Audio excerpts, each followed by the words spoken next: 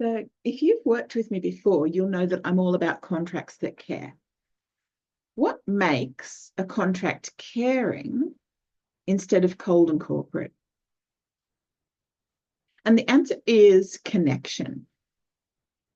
So a contract should feel like a conversation, not a threat.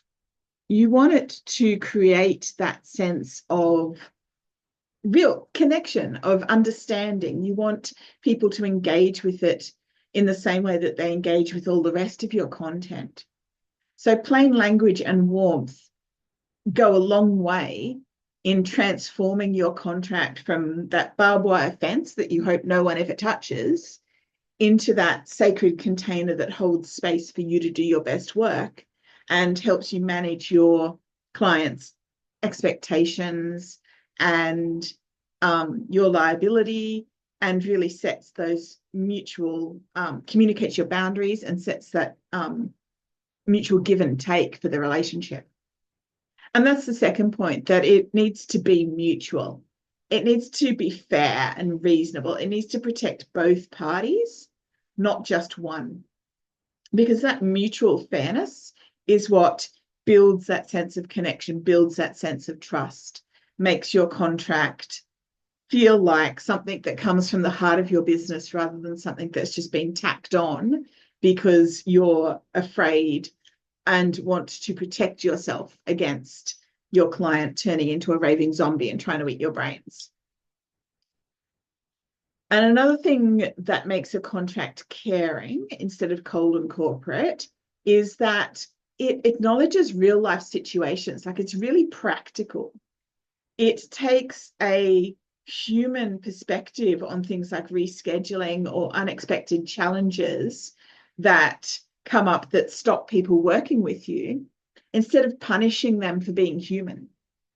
It takes into account the fact that shit happens, life changes, we can't foresee the future, and it gives people really clear boundaries around so that they know what to expect when that does happen. Another thing a caring contract does that cold corporate contracts tend not to is that prioritizes informed consent. So really reinforcing the fact that you want people to understand, to read, to feel connected to the boundaries that you're giving them, so that both, and you want to understand what your contract says and what every word in there is doing and what its purpose is.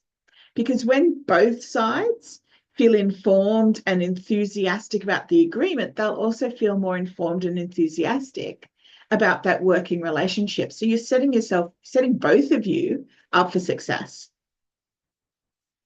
And finally, a caring contract will set really clear expectations that reduce anxiety, so that everyone knows what's happening and when it's going to happen and how it's going to happen. Not only does this stop you sounding like a broken record trying to communicate over and over again, you know, this is how it's all set out, and it automates the communication of those boundaries. It also gives your client that certainty. And I always go back to Brené Brown and clear is kind. The more you can give your client certainty about what it means to work with you, the more you reduce their anxiety, the more you create that sense of connection and trust.